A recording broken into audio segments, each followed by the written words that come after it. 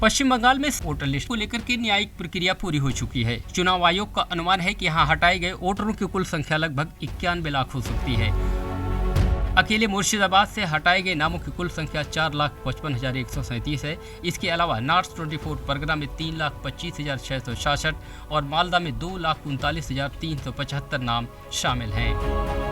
पश्चिम बंगाल के मुख्य निर्वाचन अधिकारी के आंकड़ों के मुताबिक न्यायिक फैसले के लिए भेजे गए कुल 60,06,675 मामलों में से 59,84,512 मामलों का प्रोसेस फाइनल हो चुका है, जिन पर न्यायिक अधिकारियों के ई सिग्नेचर लगे हैं।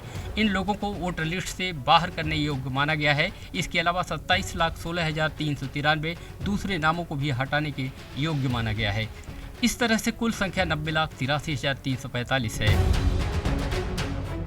राज्य में कुल मतदाताओं की संख्या 7,66,37,529 थी। पिछले साल दिसंबर में जो ड्राफ्ट वोटर लिस्ट पब्लिश हुई उसमें 58,20,899 नाम हटा दिए गए थे।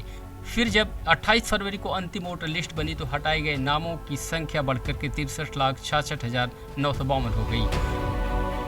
फिलहाल 22,163 केस में न्यायिक अधिकारियों का ई सिग्नेचर होना अभी बाकी है। इसके पूरा होने के बाद हटाए गए नामों की संख्या बढ़ सकती है।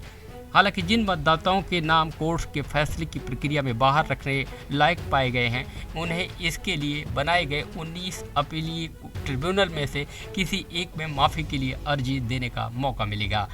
पश्चिम बंगाल में 2 फेज में विधानसभा चुनाव 23 अप्रैल और 29 अप्रैल को होंगे।